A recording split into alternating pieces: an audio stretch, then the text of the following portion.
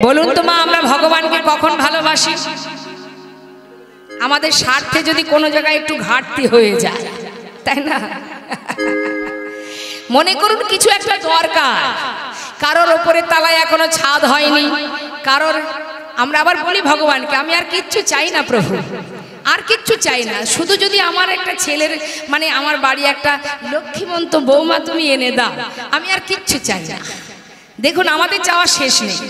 বৌমা এলো, হে ভগবান, হে দয়াময়, শেষ ইচ্ছেটা তুমি পূর্ণ করে দাও, আমার একটা ঘরে আমার একটা নাতিপুতি যদি হয়ে যায়, আমি আর কিচ্ছু চাই না। চাওয়ার কি শেষ আছে বাবা? না, আমাদের চাওয়ার শেষ নেই। আমরা এটাই চাই ভগবানের কাছে, ধনং দেহি, পুত্রং দেহি, যশং দেহি, রূপং দেহি, বিদ্যাং দেহি, সব দিয়ে যাও, সুখে রাখো, ভালো রাখো, শান্তিতে রাখো। কিন্তু বাবা, আপনি যাকে ভালোবাসেন, কথাটা ভালো করে বুঝবেন, আপনি যাকে ভালোবাসেন আপনি কিন্তু তার সুখে সুখী হবেন, তাই না মা? আপনি আপনার পরিবারকে ভালোবাসেন, তাই ভগবানের কাছে আপনি পরিবারের মঙ্গল কামনা করেন। কিন্তু যারা ভগবানকে ভালোবাসে তারা ভগবানের জন্যই কামনা করে, তার সুখেই সুখী, তার দুঃখেই দুঃখী। হে দয়াময়, কিচ্ছু চাই না, তোমার কাছে কিছু চাওয়ার নেই, শুধু তোমার কাছে একটা নিবেদন, আমার মতো পাষণ্ডকে তোমার চরণে তুমি ঠাঁই দাও,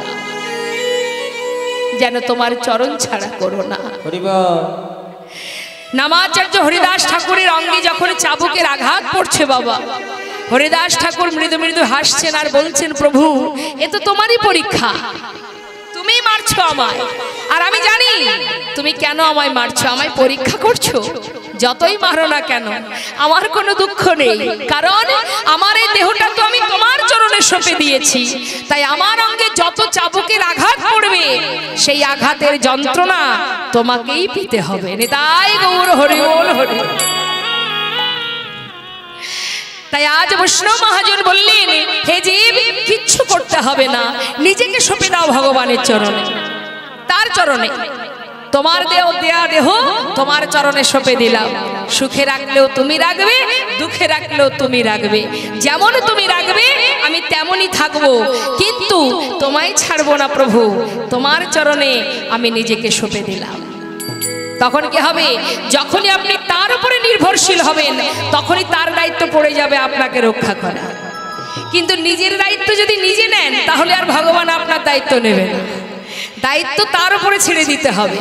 রইল প্রভু তোমার এই দেহ তোমার চরণে, তুমি যেমন রাখবে আমি তেমন থাকবো, তাতে আমার কোনো দুঃখ নেই। বিশ্বাস করতে হবে, নির্ভরশীল হতে হবে। আমরা একটুখানি আঘাত পেলে আর ভগবানের সেবা দিই না, তার মুখটাই দেখি না, কি বলি, তোমার আর আমি দেখতে চাই না, তোমার মুখ দর্শন করবো না, তুমি আমায় এত কষ্ট কেন দিলে? এটাই আমাদের ভুল বাবা, এটাই আমাদের অপরাধ। এক সময় মা, এক বৈষ্ণব হাতে নামের মালা জপ করতে করতে সকালে পথ দিয়ে হেঁটে যাচ্ছে, ভালো করে শুনবেন কথাটা। এখন যখন রাস্তা দিয়ে হেঁটে যাচ্ছে, যারা ধোপা কাপড় কাচে তারা কিছু কাপড় কেচে সেই পথের ধারে শুকাতে দিয়েছে রৌদ্রে। এখন কাপড় শুকাচ্ছে, আর সেই বৈষ্ণব অত দেখেনি, সে নাম করতে করতে চোখ বন্ধ করে যাচ্ছে, হঠাৎ তার ওই কাপড় কাচা যে শুকাতে দিয়েছে সেই কাপড়ের উপরে পাটা পড়ে গেছে। যেই পা পড়ে গেছে, সঙ্গে সঙ্গে সেই ধোপা দেখতে পেয়ে সেই সাধুর সামনে রুখে দাঁড়িয়েছে, চিৎকার করে বলছে, তুমি এ কি করলে? আমার সমস্ত কাপড়গুলো তুমি মারিয়ে দিলে, তুমি কত নোংরা করে দিলে, কেন করলে? সাধু তখন করজোড়ে বলছে, আমি দেখতে পাইনি, আমার ভুল হয়ে গেছে, আমার অপরাধ হয়েছে, আমি বুঝতে পারিনি। সে তো কোনো কথাই শুনছে না। দেখতে পাওনি কেন? কেন তুমি পা দিলে? তুমি এটা কেন করলে? এই বলে বারবার তাকে কটু কথা বলছে, আর সে কিন্তু বারবার ক্ষমা চাইছে। বাবা ভগবান দেখছে, ভগবান কি দেখছে? যে সে বারবার ক্ষমা চাইছে, তথাপিও সেই ধোপা তার উপরে রুখে যাচ্ছে। পাশে দাঁড়িয়ে আছেন ভগবানের বামে স্বয়ং লক্ষ্মী, বলছে, প্রভু তোমার ভক্ত এত করে অনুরোধ করছে, হাতে পায়ে ধরছে, ক্ষমা চাইছে, তথাপিও ওই ধোপা তাকে বারবার রুখে যাচ্ছে, মারতে যাচ্ছে।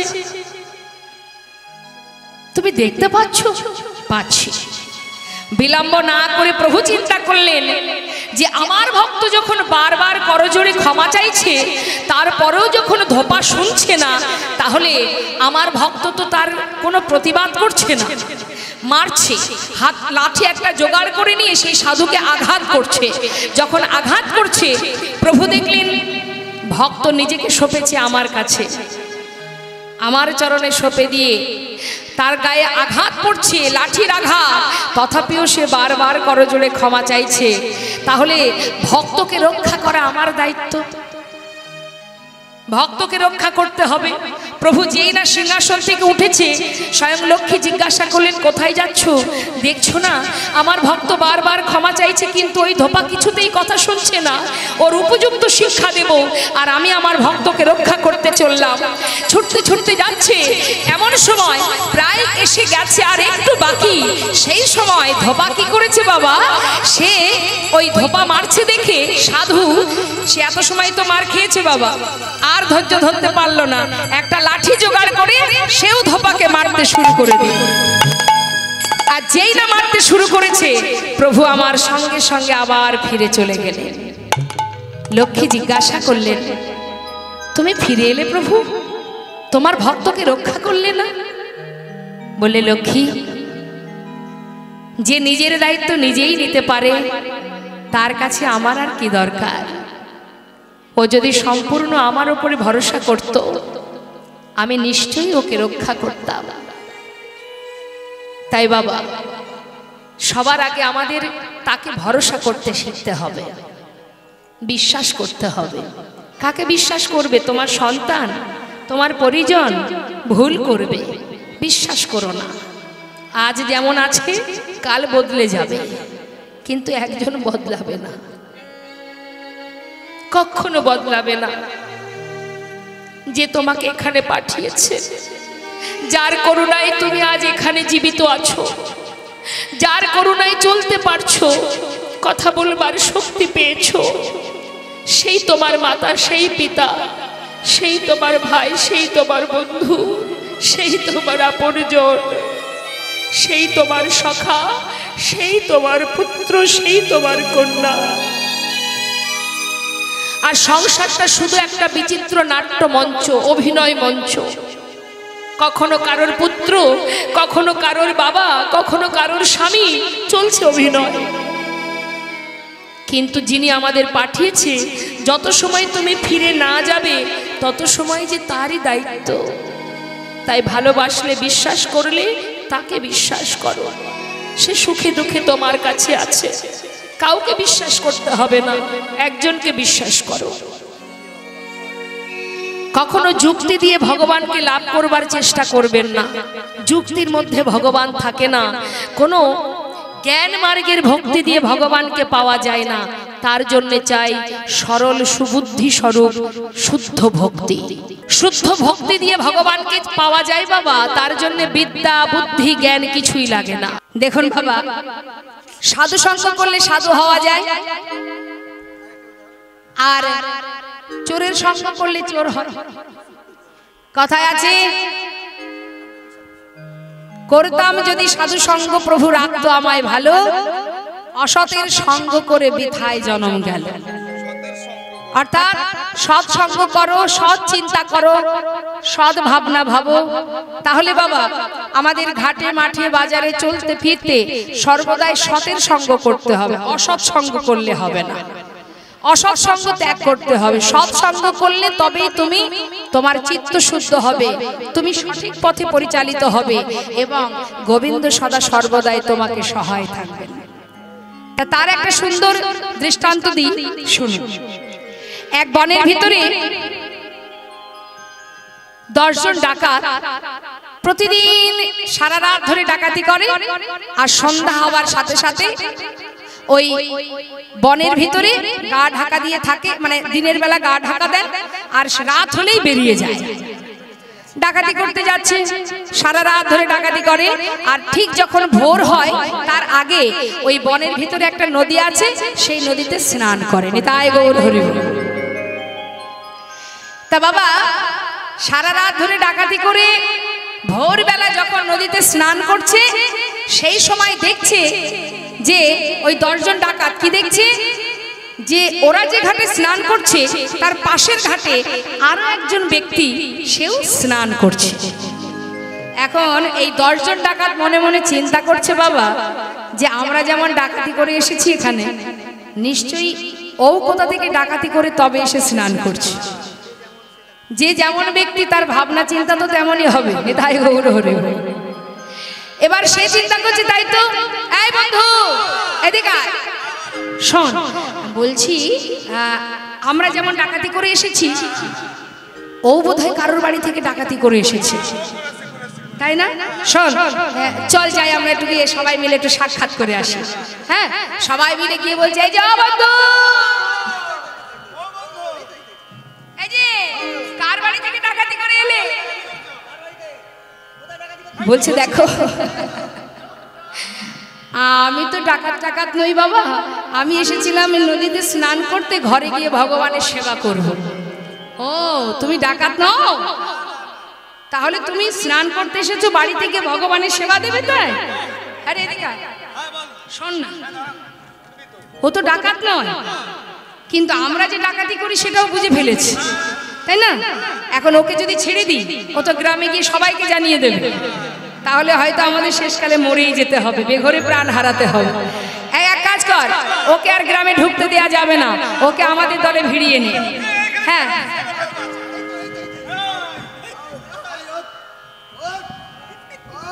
নেতাই গৌর হরি। যেই না ধরেছে বলছে হয় আমাদের দলে নাম লেখাবি আর না হলে আজই তোর গর্দান হবে।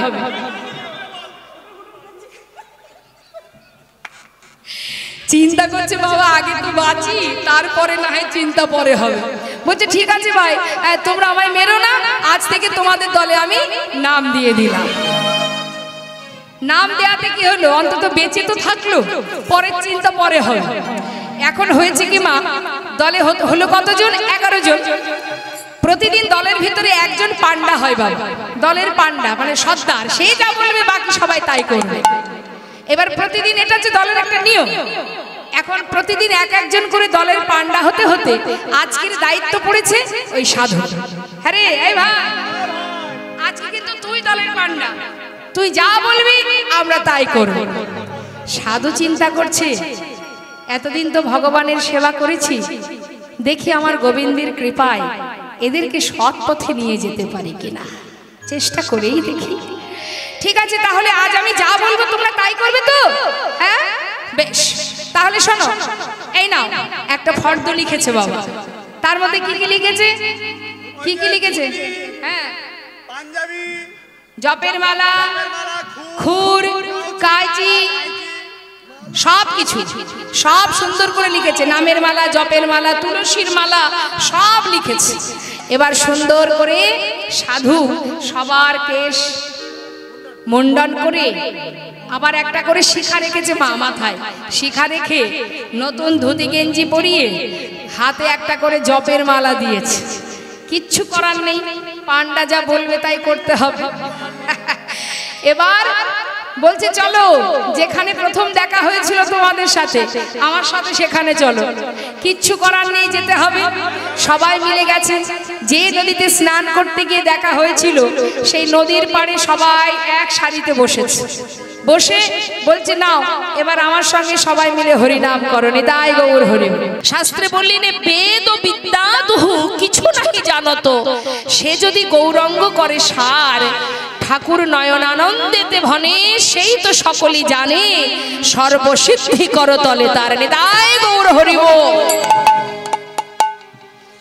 তাই আজ বৈষ্ণব মহাজন বলছে শোনো হে জি, এমন দয়াল এমন করুণাময় আমার গৌর সুন্দর ভাই রে ভাই, আমার গোরা গুণ কহলে না যায়, গোরা গুণ গোরা গুণ কহলে না যায়, না না গোরা গুণ কহলে না যায়, গোরা গুণ কহলে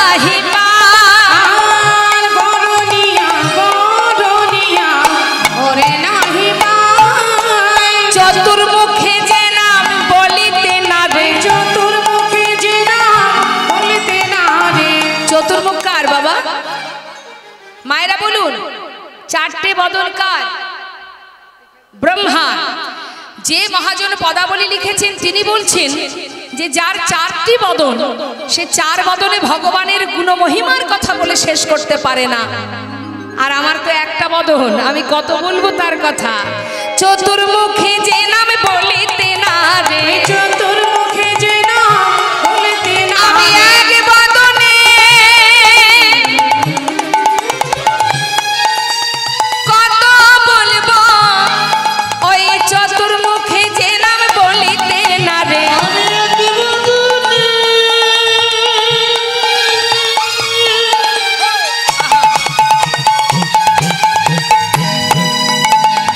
আমি কত বলবো হরি বল।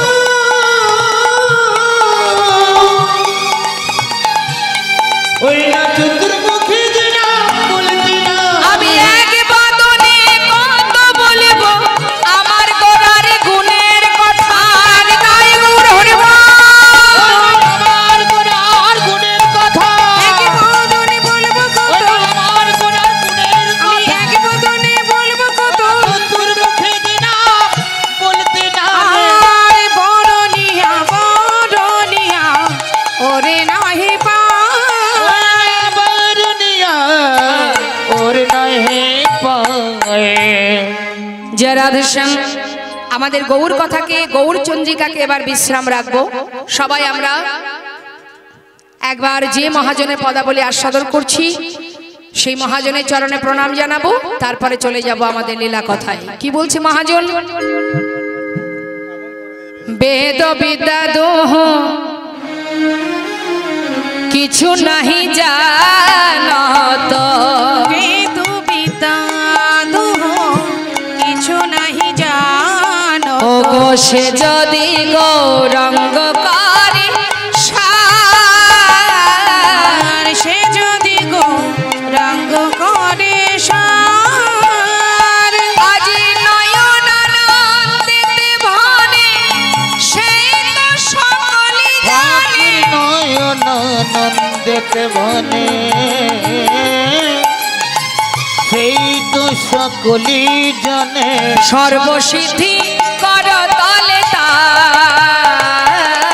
ওই না তার সর্বসিদ্ধি কর তোলে তার সর্বসিদ্ধি করো তলে তাহার কিছুই জানতে লাগে না গো তার কিছুই জানতে লাগে না যে জন গৌর চরণ সার করেছে কিছু জানতে লাগে না যে গো গৌর চরণ সার করেছে এ তার সংসার কি অসার ভেবে গৌর চরণ তাই গৌর হরিবল হরিবল সারিতে আসার ভেবে গৌর চরণ সার করেছে তা তার কিছুই জানতে লাগে না গো। আর সর্বসিদ্ধি সর্বসিদ্ধি করো তালে ওই না তার সর্বসিদ্ধি করো তলে তাহার হৃদয় গৌর হরিবল হরিবল আমরা গৌর চন্দ্রিকাকে রেখে এবার যাব আমরা লীলা কথায় আজকের আস্বাদনের বিষয় নিতাই গৌর দুই ভাইয়ের মধুর মিলন অর্থাৎ গৌরঙ্গ লীলা আমরা শ্রবণ করব তা চলুন যাই সবাই আমরা গৌর কথা শ্রবণ করবার আগে একটা গৌরের গুণগান শুনে নিই হরিবল হরিবল নিতাই গৌর হরিবল সবাই মিলে তুমি বাহু তুলতে হবে দেখে হাত তুলুন হ্যাঁ ভগবান দিয়েছেন দুটো হাত আর পাই কি না পায় হাত তো সেটাই মা যে হাতে ভগবানের সেবা হয় যে হাত দিয়ে বৈষ্ণব সেবা হয় সেটাই প্রকৃত হাত তাই তুলুন দেখি হাত সবাই মিলে একসঙ্গে হাতে তালি দিয়ে আমরা গাইব হরিবল নিতাই গৌর হরিবল সুরধ্বনির কিনারায় মাইক ব্যান কোথায় সোনার নুপুর দিয়া পায় নাচে না গরি গো সুন্দর গৌরঙ্গরা ওই না সুরধনের কিনারায় ওই না সোনার নপুর দিয়া পায় নাচে না করি গো সুন্দর চূড়াঙ্গরায় সুরধনির কিনারায় সোনার নুপুর দিয়া পায় নাচে নাগরি গো সুন্দর গৌরাঙ্গরায়। আহা সুন্দর, আহা সুন্দর, ওই দেখো সুন্দর গৌরাঙ্গরায়, নাগরি গো সুন্দর গৌরাঙ্গরায়। ওই না সুরধনি কিনারা সোনার নপুর দিয়া পায় নাচে না করি গো সুন্দর চূড়াঙ্গরায়। হরি বল হরি বল। নবদ্বীপ ধাম কি জয়। গৌর হরি কি জয়।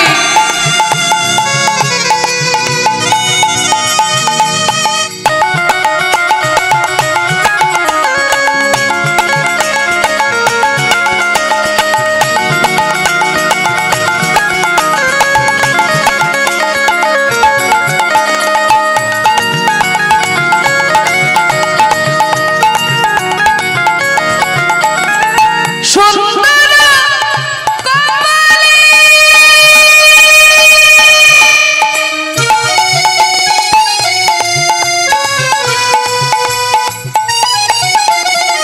সুন্দর তিলক গো।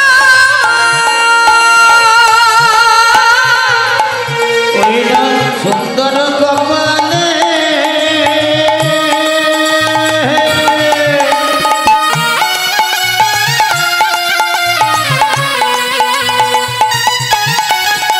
সুন্দর তিলক গো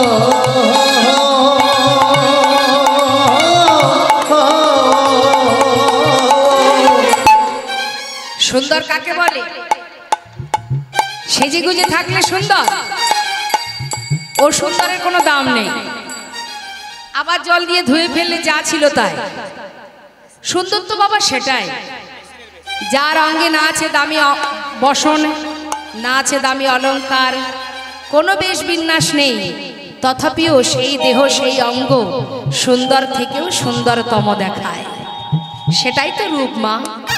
তা নদিয়ার চাঁদ আমার গৌরহরি, তার অঙ্গে কি আছে? দামি অলংকার আছে, রাজবেশ আছে যে আপনারা ভুলে যাবেন?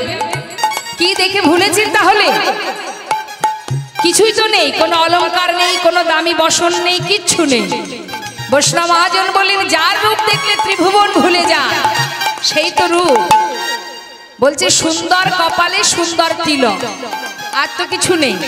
আর পরনে কি আছে? একটা দেখো সুন্দর একখান, সুন্দর একখানে নামা বলি নাই, নাগরি গো সুন্দর গৌরাঙ্গরায়। ওই না সুরধনি কিনারায় সোনার নপুর দিয়া পায় নাচে না করি গো সুন্দর হরি বল।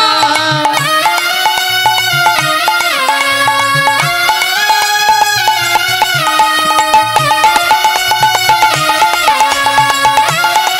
আহা,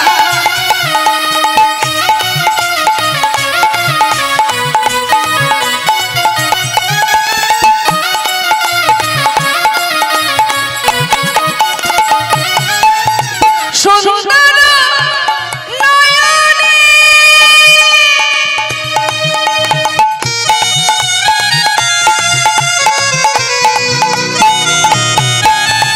চাই গো রাজার পানে গো,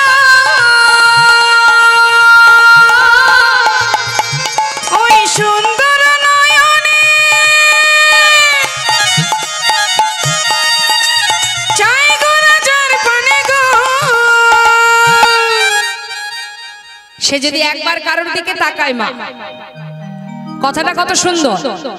বলছে সুন্দর নয়নে চাই গোরা যার পানে, গৌরহরি যদি কারোর পানে একবার তাকায় তার কি দশা হবে? সে তো আর ঘরে ফিরতে পারবে না। এই অসার দেহ ফেলে দিয়ে মনটা কখন যে সে চুরি করে নিয়ে চলে যাবে। ও তার দেহ ছাইড়া, এই দেহ ছাইড়া মনটা লইয়া যায়, নাগরি গো সুন্দর গৌরাঙ্গরায়। এই না সুরধনি কিনারায় সোনার নপুর দিয়া পায় একবার উলুধ্বনি। সুন্দর চূড়াঙ্গরায়। আহা সুন্দর গৌরাঙ্গরায়, সুন্দর গৌরাঙ্গরায়, সুন্দর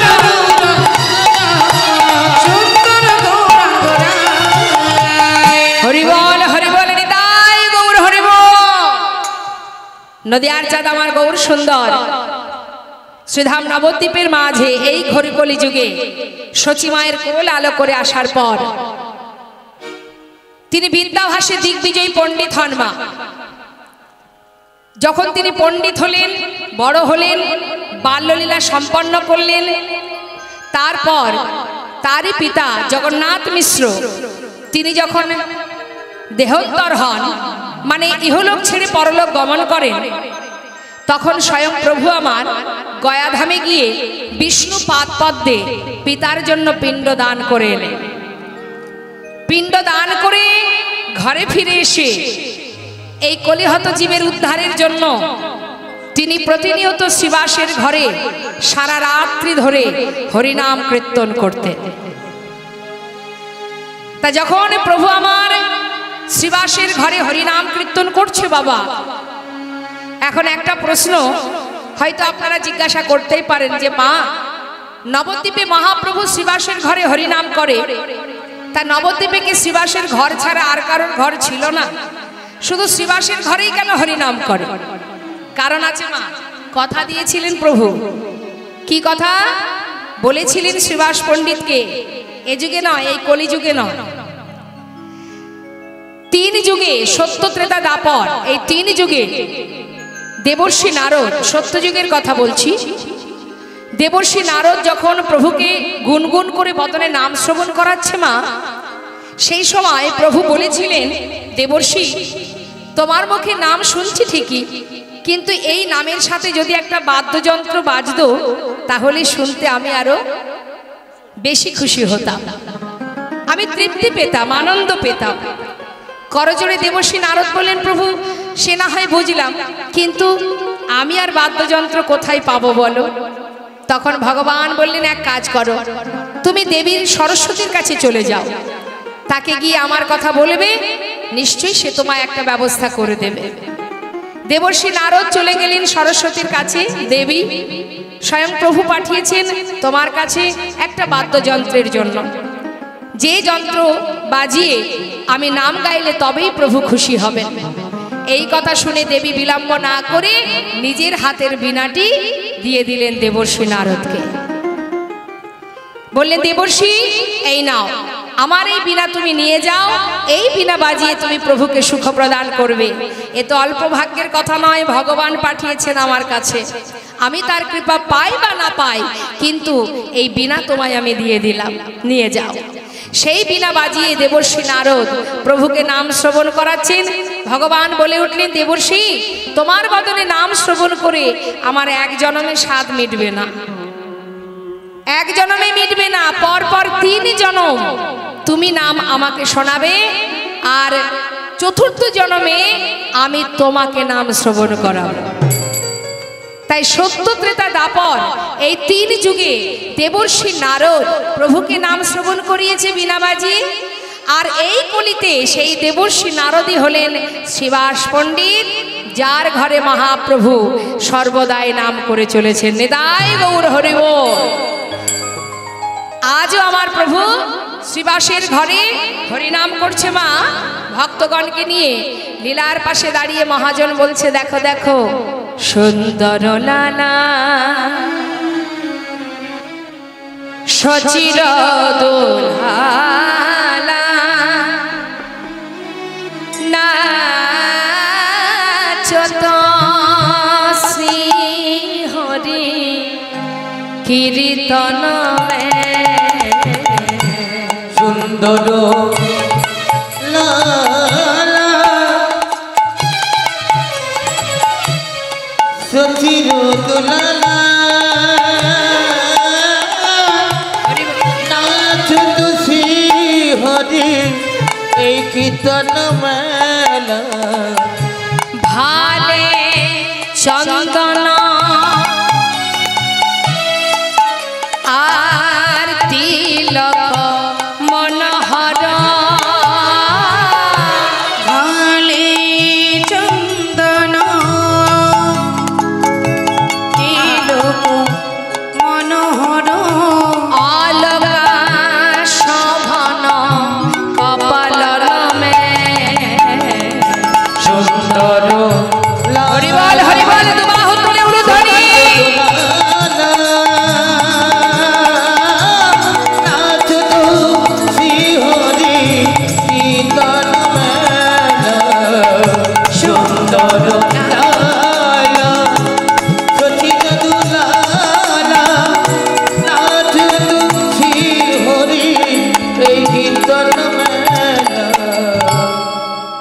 শিবাস সঙ্গনে গৌর হরি হরি নাম গাইতে গাইতে হঠাৎ শিবাস পণ্ডিতকে বলছে, শিবাস, ও শিবাস, তোমার ঘরে আমি হরিনাম করছি ঠিকই, কিন্তু কেন জানি না আজ আমি হরিনাম করে কোনো আনন্দ পাচ্ছি না।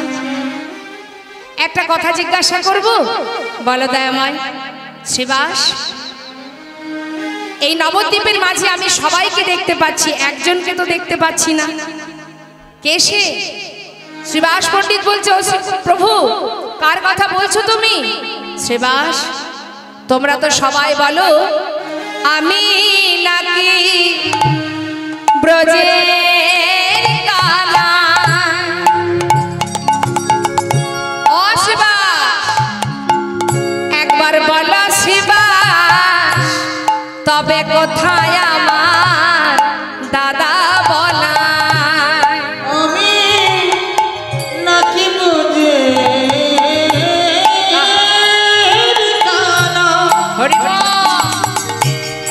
একবার বলো শিবা, কোথায় আমার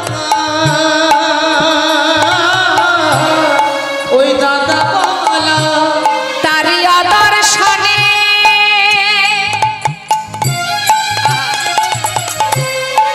আমি প্রাণে মোহরি, আর আদর্শনে আমি প্রাণে মরি।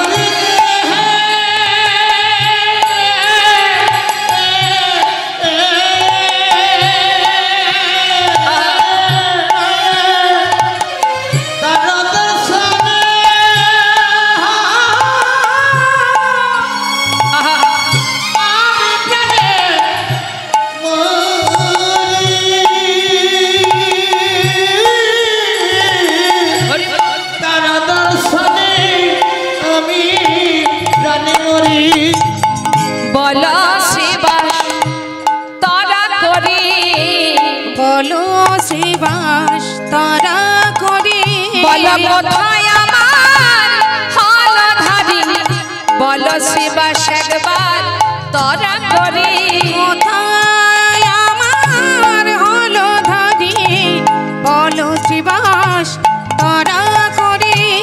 আমা গৌর হরি কার জন্য কাছে বলুন, আমার সাথে কথা বলতে হবে। কার জন্য তিনি দুঃখ করছেন? দাদার জন্য। দাদাকে গৌর হরি দাদার নাম কি? সে তো দাপর যুগে, কলিতে নিত্যানন্দ। হ্যাঁ, এখন গৌর হরি কাঁদছে দাদার জন্য। শিবাস, ও শিবাস, তোমরা তো সবাই বলো আমি নাকি ওই বৃন্দাবনের কানাই। তা আমি যদি কানাই হব, তাহলে আমার দাদা কোথায়? আমার বলাই দাদা কোথায়? তাকে তো আমি নবদ্বীপে দেখতে পাচ্ছি না। আমার দাদাকে একবার এনে দেখাও। গৌর হরি দাদার প্রেমে পাগল হয়ে আজ নবদ্বীপের মাঝে বিভোর হয়ে পড়ে আছে। এবার আমরা দেখব মা কৃষ্ণের দাদা বলরাম এই কলিযুগে কোথায় এসেছেন, কিভাবে এসেছেন। শাস্ত্রে কি লেখা আছে? শাস্ত্রে বললেন, রাড়ে দে সোনা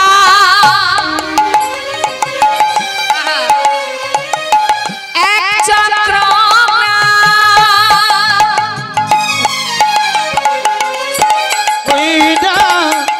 রারে দেশে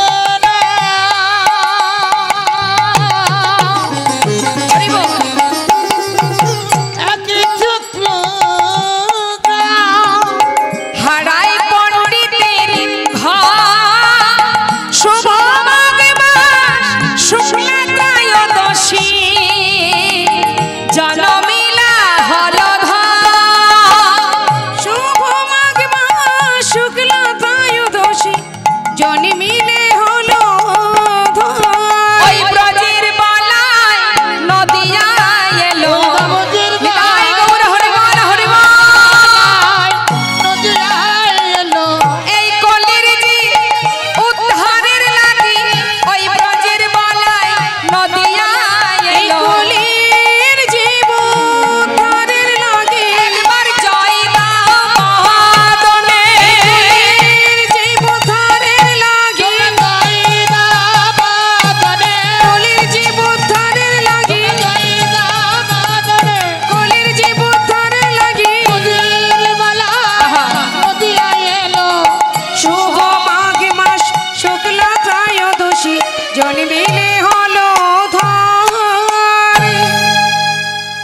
বীরভূম জেলার একচক্র গ্রাম।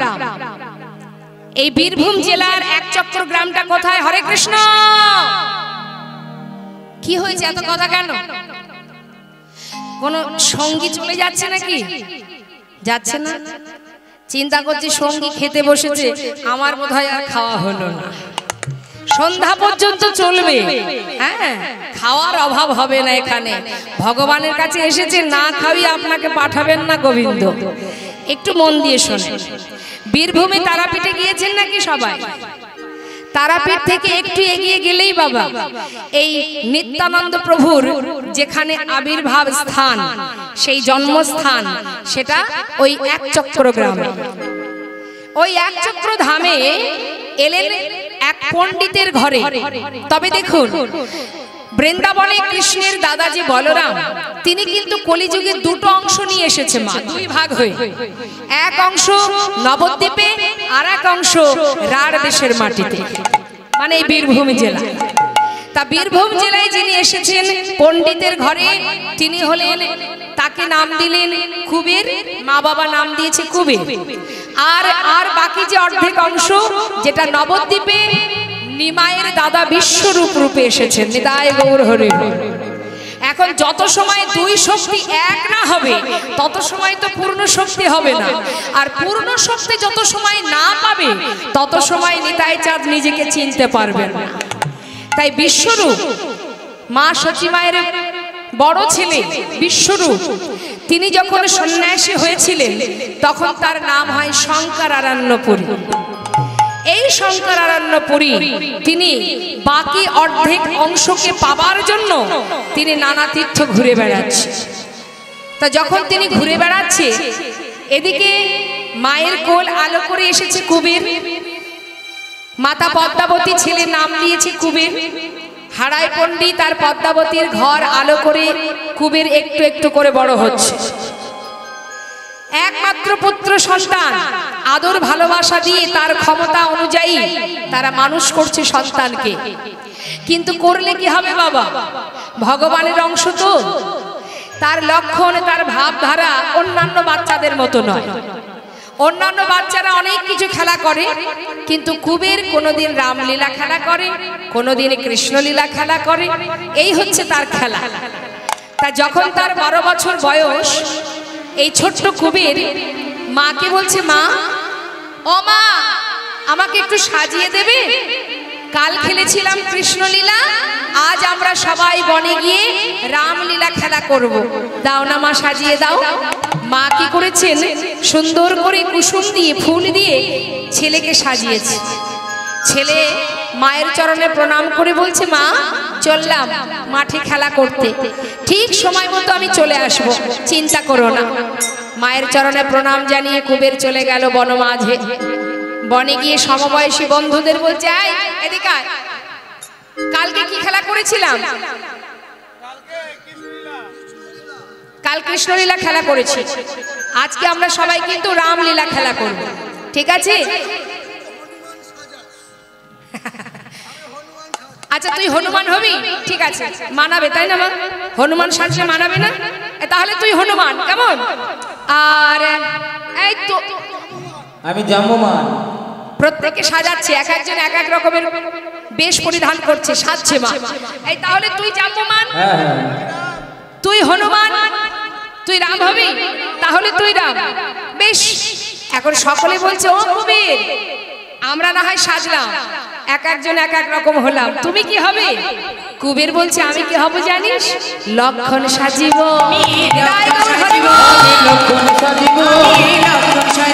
তুই হনুমান, তুই জাম্বুমান, আমি লক্ষণ সাজিব।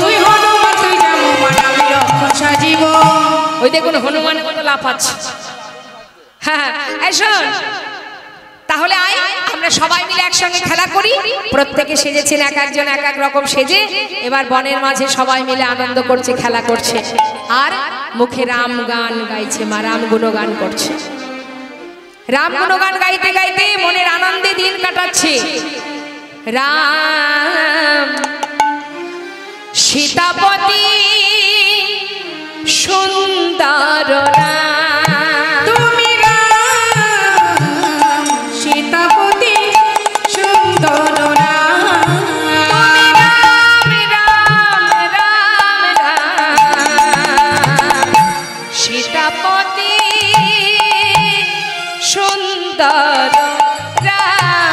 তুমি রাম রাম রাম রাম সীতাপতি সুন্দর রাম হে সীতা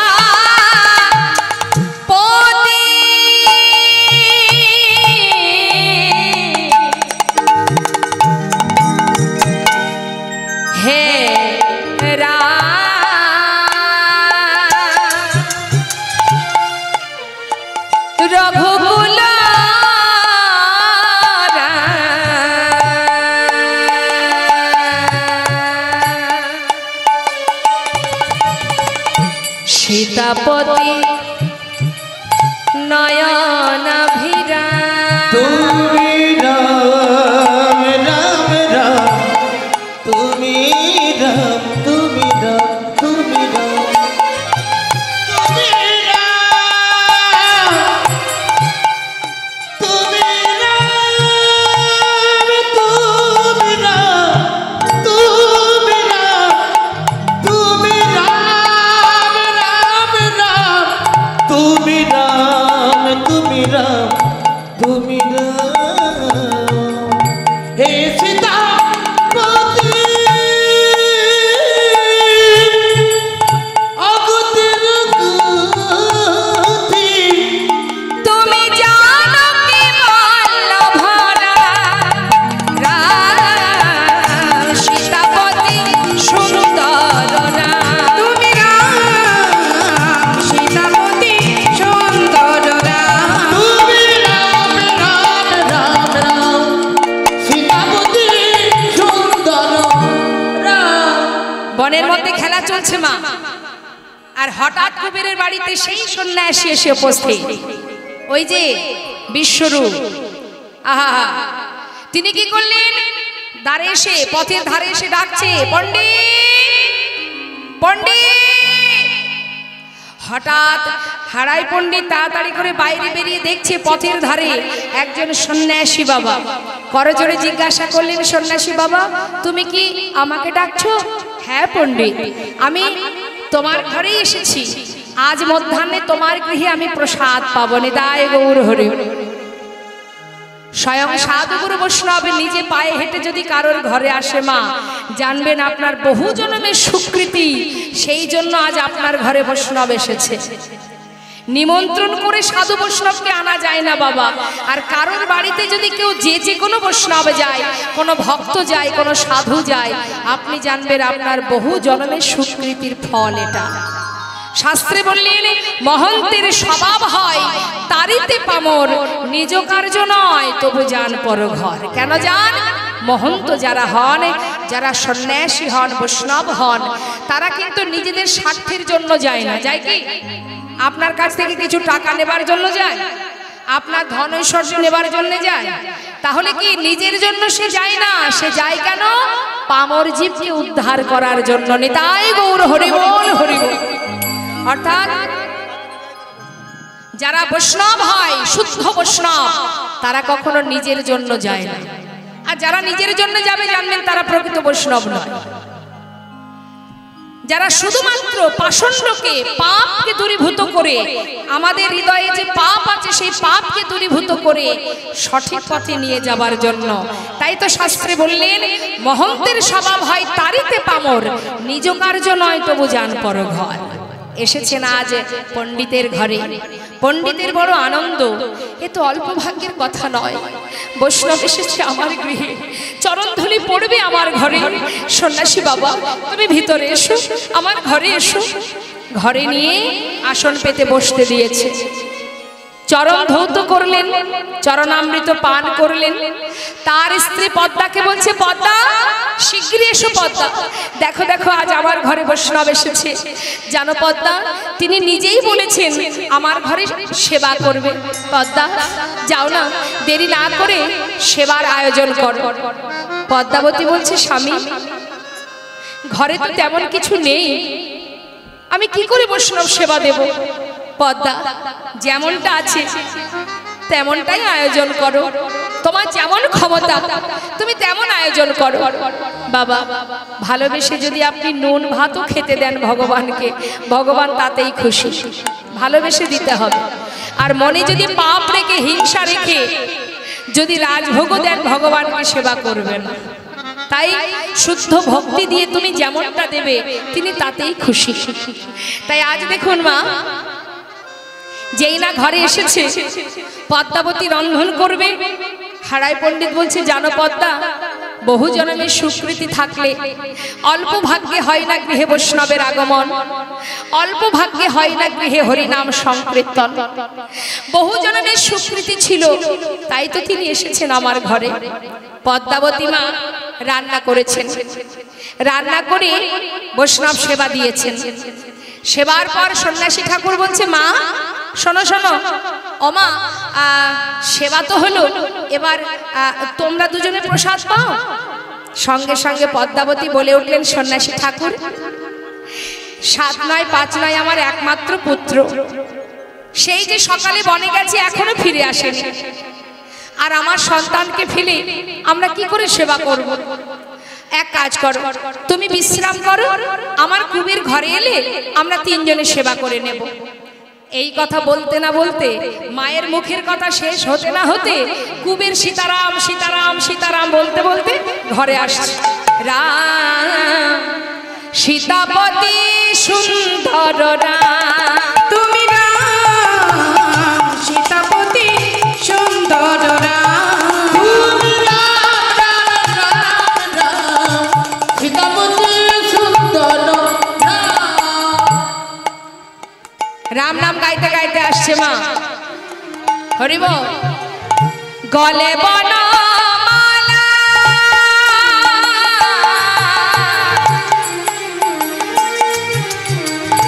গলে বনমালা, বামে চূড়া হেলা, গলে বনা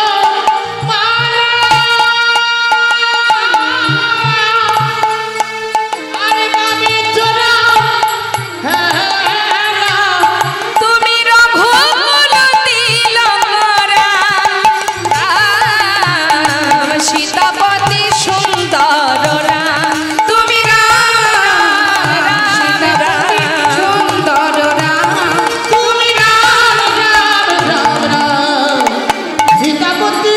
সীতা ছোট্ট বাচ্চা তো বাবা, ঘরের মধ্যে যেই বৈষ্ণব ঢুকেছে তাকে দেখে 12 বছরের শিশু, কতই বা বড় অনেকেরই ঘরে আছে, ওই সন্ন্যাসীকে দেখে তার গান বন্ধ হয়ে গেছে।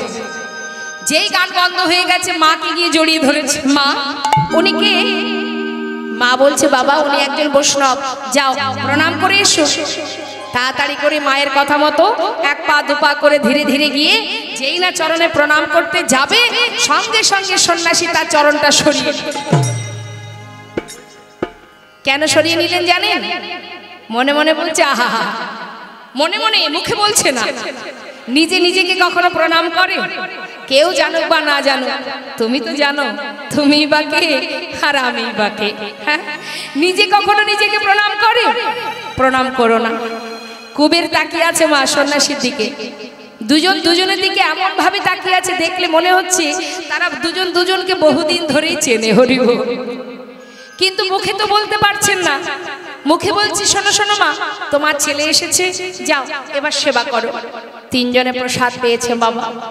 সেবা করে সারা রাত ধরে সন্ন্যাসীর কাছে কৃষ্ণ কথা শ্রবণ করবে বলে করজোড়ে বলছে সন্ন্যাসী বাবা, আজ যখন আমার ঘরে এসেছো, আজ তোমার মুখে 2টো কৃষ্ণ কথা হরি কথা শ্রবণ করব। সারা রাত কৃষ্ণ নাম শ্রবণ করে রাত্রি অতিবাহিত করব, রজনী প্রভাত করব। আমরা হলে কি করতাম বাবা?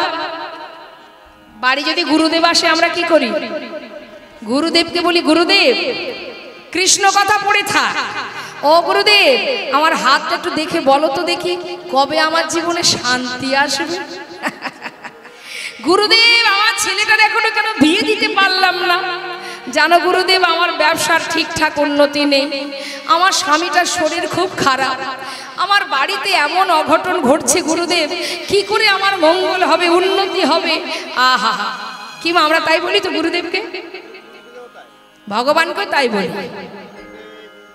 কিন্তু বাবা প্রকৃত যদি কোনো ভক্ত হয় যারা ভগবানকে ভালোবাসে, বাড়িতে কোনো বৈষ্ণব এলে তার মুখে কৃষ্ণ কথা শোনার জন্য উদ্গ্রীব হয়ে থাকে, কতক্ষণে কৃষ্ণ নাম শ্রবণ করব।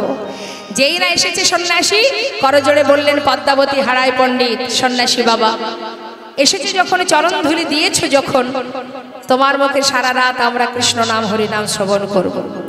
সকল ভক্ত চরণে নিবেদন, কেউ কিন্তু আপনারা যাবেন না, অন্ন রন্ধন চলছে, একটু কম পড়েছে, আবার শুরু হয়েছে রান্না।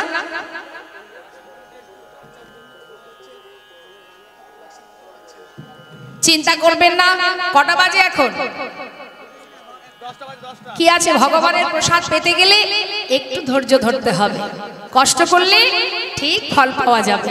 তাই কেউ যাবেন না, সবাই অপেক্ষা করুন। ভগবানের প্রসাদ পেতে এসেছেন, সাধুগুরু বৈষ্ণবের সঙ্গ করছেন, একটু হয়তো কোনো না কোনো সমস্যা হচ্ছে রন্ধন করতে, তো তারা প্রচণ্ডভাবেই চেষ্টা করছে, মন প্রাণ দিয়ে চেষ্টা করছে আপনাদের মতো বৈষ্ণবের সেবা দেবে বলে। কেউ যেন ছটফট করবেন না, রান্না চলছে, রান্না হলেই আবার আপনারা প্রসাদ পাবেন। নিতাই গৌর হরি বল। সেখানে প্রসাদের ব্যবস্থা আছে, এখানেও প্রসাদ চলছে। যারা আত্মার খোরাক অর্থাৎ আত্মার সেবা দিতে চান সকলে সেখানে বসুন, সময় হলে আবার জীবাত্মার সেবাটাও হবে। নিতাই গৌর হরি বল, হরি বল। যখন এখানে লেখা থাকবে ঠিক প্রসাদ পাওয়া যাবে, আর যদি লেখা না থাকে তাহলে আর সে পাবে না। ভাগ্যে থাকতে হবে, প্রসাদের জন্য অপেক্ষা করতে হবে। সবাই মিলে দুটি বাহু তুলে একবার তুলুন দেখি, সবাই আমার সঙ্গে হাতে তালি দিয়ে একবার হরিনাম জপ করুন। প্রত্যেকে তুলুন। যারা দাঁড়িয়ে আছেন একবার হাত তুলতে হবে। মা, বসার অনেক জায়গা আছে, না বসলে তো কিছু করার নেই। দেখি হাত তুলুন। বাহ, সবাই মিলে একবার আমরা মহামন্ত্র জপ করব। কেমন? হরি বল, হরি বল। হরে কৃষ্ণ কৃষ্ণ কৃষ্ণ হরে হরে, হরে রাম রাম রাম হরে হরে, হরে কৃষ্ণ। হরিনাম করতে পারবেন তো সবাই? তাহলে একবার হোক, সবাই মিলে গাইবেন, দেখি কেমন গাইতে পারে আমার মায়েরা বাবারা আছেন। হরে কৃষ্ণ কৃষ্ণ কৃষ্ণ হরে হরে, হরে রাম রাম রাম হরে হরে, হরে কৃষ্ণ হরে।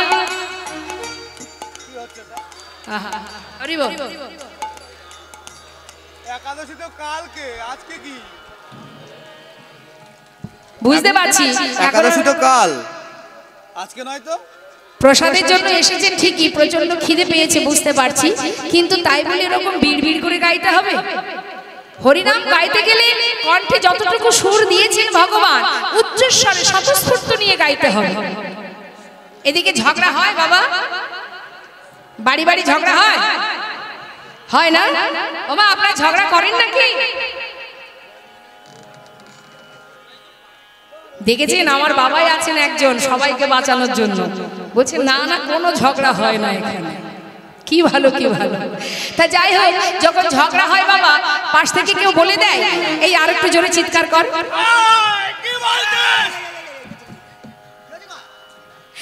কি গো বাবা, চিৎকার কর আর একটু জোরে চেঁচা বলে, সে নিজে থেকে চিৎকার করে ঝগড়া করে, তাই না মা? বাপরে। তা মাগো, ঝগড়া করার সময় কিন্তু বলা লাগে না আরো জোরে আরো জোরে আরো জোরে। হরিনাম করার সময় তখন বলতে হয় জোরে বলো জোরে বলো জোরে বলো। হ্যাঁ, এখন যদি না বলেন, এই যে শরীরের মধ্যে অলসতা জড়তা আছে বাবা, দেখবেন অনেকের এত অলসতা আছে হরিনামে, নাম শুনতে আসলে খুঁটি খোঁজে, কোথায় খুঁটি পাবো, একটু হেলান দেব। আবার খুঁটিতে হেলান দিয়ে সে আবার হাতে তালি দিতে গেলেও কষ্ট, তার ইচ্ছা নেই, কতক্ষণে সেবাটা পাবো, বাড়ি চলে যাব। কিন্তু দেখুন এখানে অনেকেই আছে ফাঁকা জায়গায় কত সুন্দর বসে আছে নাম শ্রবণ করার জন্য। এই যে মা মনের জোর, এই যে সাহস, মনের শক্তি কে দেবে? গোবিন্দ দেবে। কখন দেবে? যখন আপনার মন, আপনার এই আত্মা আর পরমাত্মার মিলন ঘটবে। তাই এই কলিকে আহ্বান না করে পরমেশ্বর ভগবানকে স্মরণ করুন, যিনি পঞ্চম পুরুষার্থ প্রেম, যিনি গোলক ধামে আছেন, যেখান থেকে আমাদের আশা, তার চরণ স্মরণ করে মনের জোর নিয়ে সকলে স্বতঃস্ফূর্ত হয়ে যার যতটুকু ক্ষমতা আছে উচ্চস্বরে গলা ছেড়ে মহামন্ত্র জপ করবেন। কেমন? সবাই একসঙ্গে হাত তুলে হরে কৃষ্ণ কৃষ্ণ কৃষ্ণ হরে হরে, হরে রাম রাম রাম হরে হরে।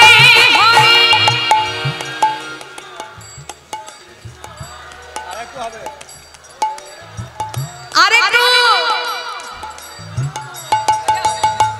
হরে কৃষ্ণ কৃষ্ণ কৃষ্ণ হরে হরে, হরে রাম রাম রাম হরে হরে।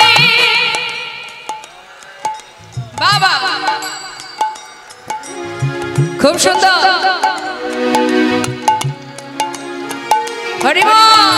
হরে কৃষ্ণ কৃষ্ণ